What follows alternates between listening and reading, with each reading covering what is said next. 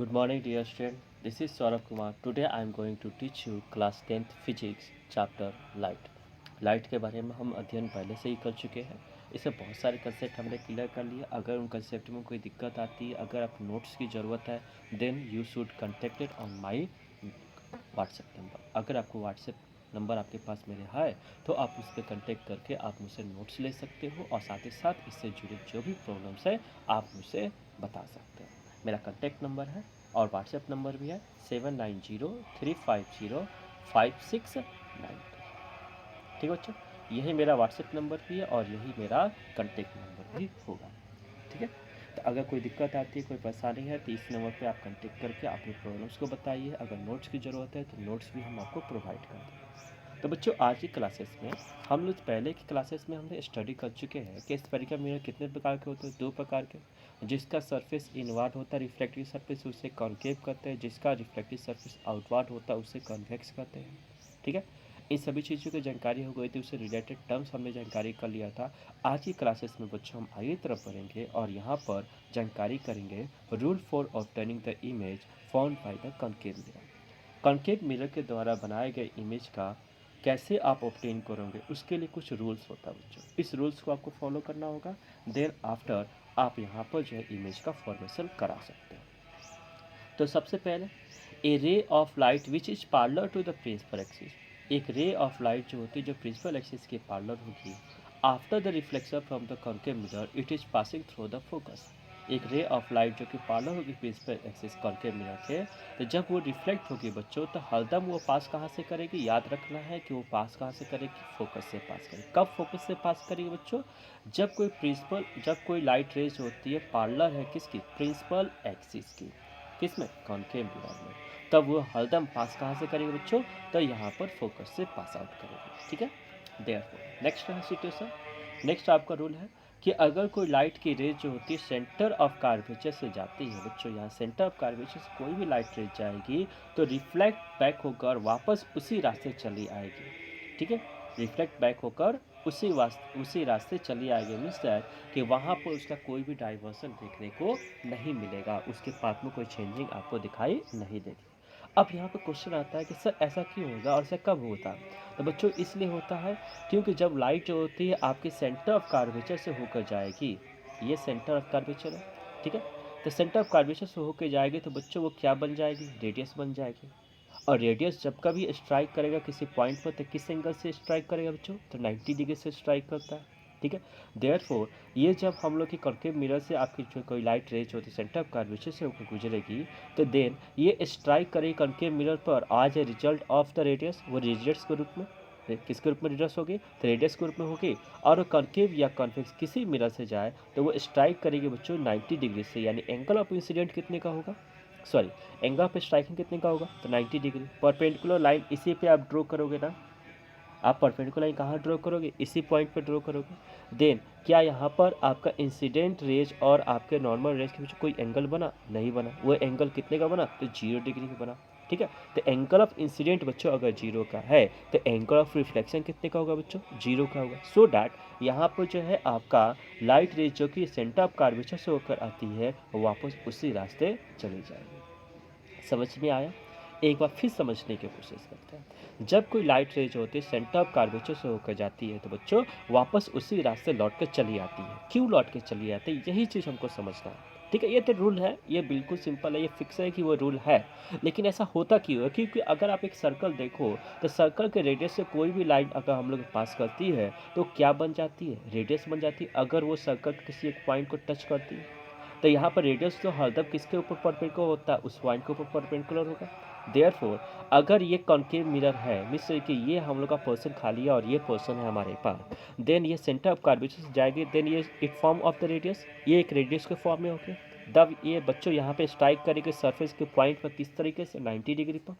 ठीक है, जब ये स्ट्राइकिंग होगा 90 डिग्री का तो परपेंडिकुलर भी इसी के ऊपर बनेगा, क्योंकि परपेंडिकुलर लाइन ड्रॉ करते हैं तभी तो परपेंडिकुलर लाइन और इंसिडेंट रेज के बीच के एंगल को ही हम इंसिडेंट एंगल कहते हैं.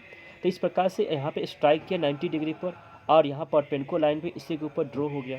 देन एंगल ऑफ इंसिडेंट कितने का होगा बच्चों, तो 0 का। एंगल ऑफ इंसिडेंट अगर बच्चों 0 का है तो एंगल ऑफ रिफ्लेक्शन कितने का होगा, वो भी 0 का होगा। सो यहाँ पर जो लाइट वापस उसी रास्ते चली जाती है। अगर ये कंसेप्ट में कोई दिक्कत है, कुछ बातें समझ में नहीं है, तो आप मुझसे कांटेक्ट करके अपनी बातों को रखो, हम उसका सोल्यूशन अवश्य रूप से देंगे। ठीक है, नेक्स्ट देखते हैं अगली पॉइंट, अगले रूल।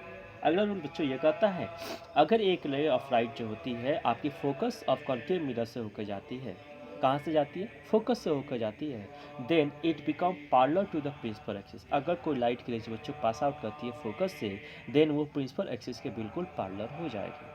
ठीक है, ये तीसरा और ये बिल्कुल फिक्स है। जैसे आपने न्यूटन का थर्ड लॉ तो पढ़ा है ना, every action has equal and opposite reaction. जैसे आपने पहले रो में देखा कि यहाँ पे एक parallel beam of light rays आती है तो स्ट्राइक करती है कॉन्केव मिरर पे, और पास आउट कहाँ से करती है बच्चों, फोकस से। अगर इसका अपोजिट कर देते हैं, फोकस से कोई लाइट रेज होकर जाती है, तो देन वो क्या बन जाएगी, पैरेलल टू द प्रिंसिपल। यहाँ पे भी आप अप्लाई कर सकते हैं न्यूटन का थर्ड लॉ। ठीक है, लेकिन ये रूल है कि अगर कोई लाइट की रेज फोकस से होकर जाती है, देन ये पैरेलल हो जाते हैं किसके, प्रिंसिपल एक्सिस के। ठीक है, फिर अगर कोई लाइट रेज होती इंसिडेंट करती है कहाँ पर, पोल पर। इंसिडेंट कहाँ पे करती है बच्चों, पोल पर। तो जितना एंगल वो बनाकर इंसिडेंट करेगी बच्चों, उतना ही वो एंगल बनाकर रिफ्लेक्ट भी कर जाएगी। यानी पोल पर अगर वो जो है 30 डिग्री का एंगल बनाती है, इंसिडेंट एंगल कितने का, 30 डिग्री का, देन आपका रिफ्लेक्टेड एंगल भी हो जाएगा आपके पोल पर 30 डिग्री का बना देना है, और फिर इसका वहाँ से रिफ्लेक्ट करेगा।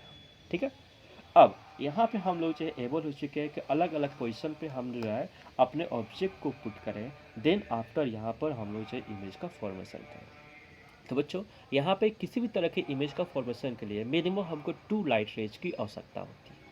ठीक है, तो यहाँ हम प्रयास ये करते हैं कि यहाँ पर 3 ही सिचुएशन बन रहा है। एक सिचुएशन ये बन रहा है कि एक parallel beam of light rays होनी चाहिए, दूसरा सिचुएशन ये बन रहा है कि वो फोकस से पास आउट होनी चाहिए, तीसरा सिचुएशन ये बन रहा है कि वो सेंटर ऑफ कर्वेचर होकर जानी चाहिए। ठीक है, और चौथा सिचुएशन ये बन रहा है कि यहाँ पे जो है वो पोल से होकर गुजरनी चाहिए। तो बच्चों पोल से होकर गुजारना, क्योंकि हर बार आपको एंगल ड्रॉ करना आपके लिए संभव नहीं होगा, इसलिए हम क्या करेंगे, हम 2 तरह का सिचुएशन का अप्लाई करेंगे। पहले टर्म्स में हम यहाँ लाइट रेज को जो है पैरेलल आपको जो है भेजेंगे। ठीक है, कैसे भेजेंगे, पैरेलल भेजेंगे। दूसरे सिचुएशन में हम लाइट रेज को प्रयास ये करेंगे कि सेंटर ऑफ कर्वेचर से वो पास आउट हो जाए। अगर ऐसा संभव है तो, और नहीं संभव है तो कोई बात नहीं है, देन आफ्टर इसकी आप बदले उसे आप कहाँ से निकाल दोगे, फोकस से निकाल दोगे। यही आपका प्रयास करना चाहिए। तो चलो, पहला सिचुएशन है जब ऑब्जेक्ट को हमने पोल और फोकस के बीच में रखा, तो इसके द्वारा इमेज का फॉर्मेशन किस प्रकार से होगा और इसका प्रयोग हम कहाँ पे करते हैं, वो चीज़ हमको समझना है। ठीक है, तो देखो बड़ी सिंपल है। जब ऑब्जेक्ट को आप जो प्रिंसिपल एक्सिस के ऊपर रखा है और वो पोल और फोकस के बीच में, किसके बीच में, पोल और फोकस के बीच में, कैसे बनाओगे आप कॉन्केव मिरर, कैसे बनाओगे, वेरी सिंपल है। करना क्या है, कोई भी एक रेडियस ले लेना, उस रेडियस से एक सर्कल का हाफ पार्ट आपको ड्रॉ कर लेना, एक पार्ट ड्रॉ कर लेना, उसके एक बैकवर्ड पोर्शन को जो है आपको जो है यहाँ पर बैंडेड आपके लाइन से जो है आपको जो है टिक आउट कर देना, जिससे ये मान चलेगा कि इस पोर्शन पे आपका जो रिफ्लेक्शन नहीं हो रहा और इस पोर्शन पे आपका रिफ्लेक्शन टेक प्लेस कर रहा है। फोकस कैसे निकालोगे, तो हम सभी जानते हैं कि फोकस जो होता है बच्चों, वो रेडियस का हरदम क्या होता है, हाफ होता है। यानी जितना भी रेडियस आपने टेक आउट किया है उसका आप हाफ लोगे। जैसे मान लो कि हमने रेडियस लिया है कितना सेंटीमीटर का, 5 सेंटीमीटर का। ठीक है, देयरफॉर फोकस कितने का हो जाएगा बच्चों, 2.5 सेंटीमीटर का हो जाएगा। ठीक है, तो चलो इमेज का फॉर्मेशन कराते हैं। सबसे पहले एक लाइट रेज को हम लोग क्या करेंगे, parallel beam of light rays बना देंगे। देन दूसरी लाइट को जो हम कहाँ से गुजारेंगे, हम जो है गुजारेंगे सेंटर ऑफ कर्वेचर से। तो बच्चों सेंटर ऑफ कर्वेचर से गुजारेंगे तो जिस रास्ते जाएगी उसी रास्ते तो उसको वापस आना, इसीलिए हम सेंटर ऑफ कर्वेचर से इसे निकालेंगे। दूसरा लाइट रेज कहाँ से गुजरेगी, तो दूसरी लाइट रेज जो है बच्चों वो फोकस से होकर गुजरती चली जाएगी। ठीक है, अगर इस लाइट रेज को देखो तो पीछे की तरफ जैसे जैसे बढ़ती जा रही है वैसे वैसे दूरियां बढ़ती जा रही है। इसका मतलब है कभी लाइट रेज एक दूसरे के साथ मिलेंगे नहीं, ये रियली में मीट आउट नहीं करने वाली है। लेकिन अगर हम वर्चुअली इनको इंकरेज करें, कैसे इंकरेज करें, वर्चुअली, तो then we can see that they are meeting at the same point behind the mirror. वो किसी एक पॉइंट पर मीट करती है। वर्चुअली हमने सोचा कि अब तो आगे मिलने वाली नहीं है, तो चलो इनको पीछे की तरफ मिलाते हैं। तो पीछे की तरफ मिलाते हैं तो हमें चीज़ मालूम चलता है कि ये कहाँ पे मीट कर रही है, तो मिरर के जो पीछे वाले हिस्से में। ठीक है। और यहाँ पे जो ऑब्जेक्ट बना है तो आप देख ही सकते हो ऑब्जेक्ट की साइज की तुलना में इमेज की साइज ग्रेटर है। इसका अर्थ ये हुआ कि यहाँ जो इमेज बना है वो कैसा है, हाईली मैग्नीफाई है। ठीक है। दूसरा सिचुएशन, यहाँ पे जो इमेज बना वो कहाँ बना बच्चों, behind the mirror. Behind the mirror बना है तो हम जानते हैं दो तरह के इमेज होते हैं, एक वर्चुअल इमेज होता है, एक रियल इमेज होता है। जब वर्चुअली आपकी लाइट रेज मिलाई जाती है उससे वर्चुअल इमेज करते हैं, जो रियल इमेज होता है वो रियली में मिलता है। या फिर ये चीज़ कर सकते हो, रियल इमेज हरदम स्क्रीन पर ऑब्टेन की जाती है। तो बच्चों अगर आप इसे कहो कि ये रियल इमेज है तो क्या ये संभव है? नहीं संभव है। क्यों संभव नहीं है? क्योंकि आप मिरर के अंदर घुस कर तो इसमें आप जो है यहाँ स्क्रीन लगाने वाले नहीं हो, घुस पाओगे? मैजिक तो है नहीं आपके पास। ठीक है, तो घुसोगे कैसे? इसका मतलब है कि जब ये जो इमेज है कभी भी आपकी जो है आपके कभी भी ये पर्दे पर ऑब्टेन नहीं की जा सकती, यानी स्क्रीन पर ऑब्टेन नहीं की जाएगी। तो जो भी इमेज स्क्रीन पर ऑब्टेन नहीं की जाती बच्चों उसे क्या कहते हैं, वर्चुअल इमेज कहते हैं। तो इस प्रकार से ये जो इमेज बना है कैसा, वर्चुअल है। और आप एक बात और जानते हैं कि वर्चुअल इमेज हरदम कैसा होता है बच्चों, तो इरेक्ट होता है, सीधा होता है। देखो बिल्कुल सीधा ही ये तो है, जो इसका ए वाला पोर्शन है, ए वाला सीधा यहाँ बना, बी वाला पोर्शन यहाँ बना, बिल्कुल स्ट्रेट बना। तो इस प्रकार से आपकी जब ऑब्जेक्ट फोकस और पोल के बीच में रखी जाती है तो वहाँ जो बनाया गया इमेज होता है वो इमेज कैसा होता है। किसी आपसे पूछा तो आप क्या कहोगे? आप सिंपली यहाँ पे कर सकते हैं, इसके द्वारा बनाया गया इमेज कैसा होता है, वर्चुअल एंड डायरेक्ट होता है, बिहाइंड द मिरर होता है और साथ ही साथ हाईली मैग्नीफाई होता है। अब प्रॉब्लम आती है, यहाँ पे क्वेश्चन आता है कि सिचुएशन का हम प्रयोग कहाँ पे करते हैं बच्चों। इस सिचुएशन का प्रयोग दो आदमी बहुत अच्छी तरीके से करते हैं। वो पहला व्यक्ति ये होता है, एक तो होता है डॉक्टर डेंटिस्ट और दूसरा जो पर्सन होते हैं वो होती है गर्ल्स मेकअप के लिए। मेकअप जो उनका मिरर होता है बच्चों, वो मेकअप मिरर में वो कॉन्केव मिरर का यूटिलाइजेशन करती है, क्योंकि मेकअप में उनको तो अच्छी तरीके से दिखाई देना चाहिए। हालांकि ये नॉर्मल गर्ल्स यूज नहीं करती है, ये जो हाई फाई जो होते हैं जैसे कि आपका हीरोइन हो गए, एक्टर्स हो गए, ठीक है, जो हाई सोसाइटी में रहने वाले तो ये लोग यूटिलाइज करते हैं। ठीक है, नॉर्मल जो गर्ल्स इनको यूटिलाइज नहीं कर पाते क्योंकि इनका कॉस्ट ज़्यादा होता है सिंपली। और ये यूज़ भी कर सकती है, अगर इनके पास मनी है तो यूज़ कर सकती है, कोई दिक्कत नहीं है। फिर भी यहाँ जो मेकअप मिरर के तौर पे इसका यूटिलाइजेशन इस सिचुएशन का किया जाता है। दूसरा सिचुएशन डेंटिस्ट करते हैं। डेंटिस्ट क्या करते हैं, दांत में उनको जो है देखना है कि दांत में कोई प्रॉब्लम है या फिर नहीं है। तो अब तो इतना आपका बड़ा मुंह तो है नहीं बच्चों कि उसमें डॉक्टर जो अपना सिर डालकर उसमें देख सके कि यहाँ पे जो है आपके अंदर क्या हुआ। तो उसको देखने के लिए कोई ना कोई तो एक ऑब्जेक्ट चाहिए जो रिफ्लेक्ट करके उसके इमेज का फॉर्मेशन करा सके। तो वो क्या करता है, वो अपने जो है कॉन्केव मिरर का यूटिलाइजेशन करता है। किसका यूटिलाइजेशन करता है, कॉन्केव मिरर। वो कॉन्केव मिरर जो है अपने दांतों को आपके मुंह के अंदर डाल देता है, उसका इमेज का फॉर्मेशन दूसरे पोर्शन पे हो जाता है, जिससे कारण से वो आसानी से देख पाता है कि यहाँ जो है उसके दांतों में कोई प्रॉब्लम है या फिर नहीं है, कीड़े लगे हैं या फिर नहीं लगे, और फिर उसका देन आफ्टर उसका वो इलाज कर लेता है। तो इस प्रकार से आपने देखा एक कॉन्केव मिरर का यूटिलाइजेशन कहाँ पर किया जाता है। हालांकि जिस भी आपको पढ़ना है वो आप बाद में हम बताएंगे भी, ठीक है, लेकिन अभी आप इसे समझते चलो कहाँ कहाँ इस सिचुएशन का यूज़ करते हैं। अब दूसरा सिचुएशन आता है बच्चों, ये कॉन्केव मिरर पर आपके जो ऑब्जेक्ट जो है कहाँ पर रखी गई है, फोकस पर रखी गई है। तो इसके द्वारा बनाया गया इमेज कैसा होगा, तो बच्चों इसके द्वारा बनाया गया इमेज जो होगा वो कैसा होगा, इसको जानने के लिए हमको जो थोड़ा सा इंतजार करना पड़ेगा। ठीक है, वो इंतजार यह है कि हम सबसे पहले यहाँ पर 2 लाइट रेज आपको ड्रॉ करके दिखाएंगे। एक लाइट रेज कैसा लेंगे बच्चों, तो आपके प्रिंसिपल एक्सिस के पैरेलल लेंगे। ठीक है, दूसरी लाइट रेज कैसे लेंगे, दूसरी लाइट रेज जो होगी वो आपकी जो है सेंटर ऑफ कर्वेचर से होकर जाएगी। ठीक है, आप इसे स्केल के माध्यम से करना, ठीक है, बहुत अच्छी तरीके से इसका इमेज का फॉर्मेशन होगा। फिर अब आप सभी जानते हैं कि जिस रास्ते आपकी जो लाइट रेज आप सेंटर ऑफ कर्वेचर से जाएगी वो वापस उसी रास्ते आ जाए, यानी इसके रास्ते में कोई डाइवर्सन देखने को नहीं मिलेगा। डाइवर्सन क्यों देखने को नहीं मिलेगा, क्योंकि यहाँ से जब लाइट रे जाती है तो वो रेडियस के फॉर्म में हो जाती है और वो स्ट्राइक करती है किसी भी एक पॉइंट पर 90 डिग्री पर, क्योंकि रेडियस का अंतर स्ट्राइक करता है 90 डिग्री पर, करता ना जी। ठीक है, देयरफॉर यहाँ पर जो है एंगल ऑफ इस आपका जो है यहाँ पे स्ट्राइकिंग का एंगल कितने का, 90 का हो गया।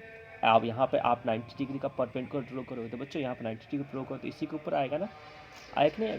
Therefore angle of incident angle of reflection कितने का हो जाएगा बच्चों, 0 का हो जाएगा। और इसी प्रकार से यहाँ पे से लाइट रेज होगी वापस उसी रास्ते चली जाएगी। अब यहाँ जो पार्लर होगा देन आफ्टर ये goes back from the focus. जैसे जैसे आप पीछे की तरफ बढ़ाओगे तो जितना पीछे लेके जाओगे चाहे जितना आगे लेके जाओगे, अब देखो इनके बीच की दूरी तो कभी कम ही नहीं हो रही है, मीन्स दैट कि दोनों लाइट की रेज कैसी है बच्चों, तो दोनों लाइट की रेज जो है बच्चों वो एक दूसरे के पार्लर है। ठीक है, बात समझ में आए? तो ये पार्लर है, तो यहाँ पर हम कहते हैं कि पार्लर लाइन जो है इन्फिनाइट में मिलेगा, इन्फिनाइट मिलेगा, अनंत में मिलेगा। कहाँ मिलेगा हमको तो नहीं मालूम है, लेकिन मिलेगा जरूर, ऐसा हम लोग इमेजिन करते हैं। तो इस प्रकार से हम ये चीज़ कर सकते हैं कि जब ऑब्जेक्ट को हम फोकस पे रखते हैं बच्चों, तो इसके द्वारा बनाया गया इमेज जो होता है, इसके द्वारा बनाया गया जो इमेज होता है वो इन्फिनाइट में बनता है। कैसा बनेगा, तो रियली बनेगा। रियली हम मान चुके हैं कि उसे बनना ही बनना, ठीक है।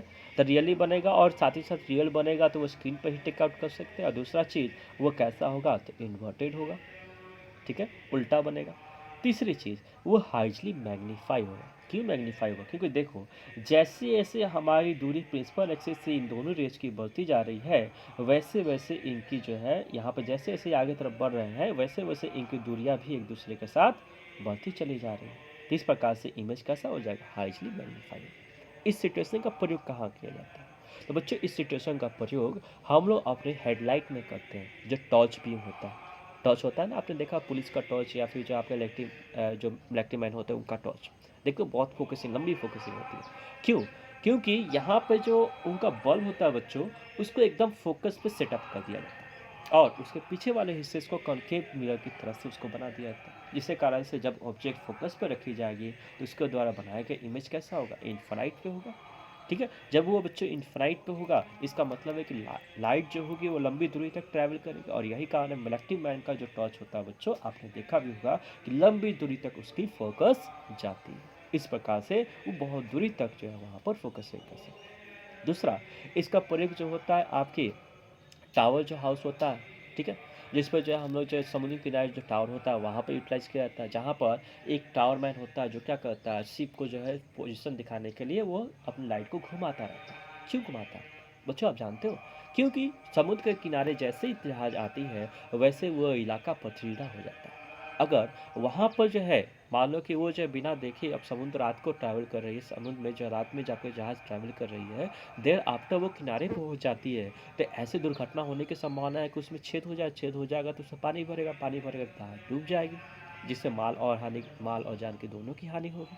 तो इससे बचाने के लिए टावर हाउस लगा दिया जाता है। टावर हाउस से क्या करता है, लाइट फोकसिंग की जाती है, ये बताने के लिए कि अब जहाज जो है वो किनारे पहुंच चुकी है, अब आपको स्पीड स्लो कर लेना है और धीरे धीरे आगे की तरफ बढ़ना है। इसका यूटिलाइजेशन एक जगह और भी किया जाता है, कहाँ किया जाता है, border security force. Border security force BSF जो होती है वो रात में तो देख नहीं सकते, इसलिए वो क्या करती है, लाइट का फोकसिंग देती है चारों तरफ, ऐसे घुमाते रहते हैं। इसके कारण क्या होता है कि लंबी दूरी तक वो देख पाते हैं कि कोई घुसपैठिया जो है वो घुसपैठ करने की कोशिश तो नहीं करे। इसका प्रयोग जेल में भी किया जाता है, किया जाता है। ऐसी कुछ सिचुएशन आपको सोच कर हमें बताना है कि कहाँ कहाँ इनका यूटिलाइजेशन हम लोग करते हैं इस सिचुएशन में इमेज का। ठीक है, नेक्स्ट जो है आपका सिचुएशन है, सिचुएशन नंबर 3 और सिचुएशन नंबर 4, वो बच्चों हम कल पढ़ाएंगे क्योंकि आज मेरी तबीयत सही नहीं लग रही है। देयर आफ्टर ये सारी प्रॉब्लम्स, ये जो भी सिचुएशन है इसको हम कल डील करते हैं। ठीक है, थैंक यू, आज के लिए क्लासेस ये होता है।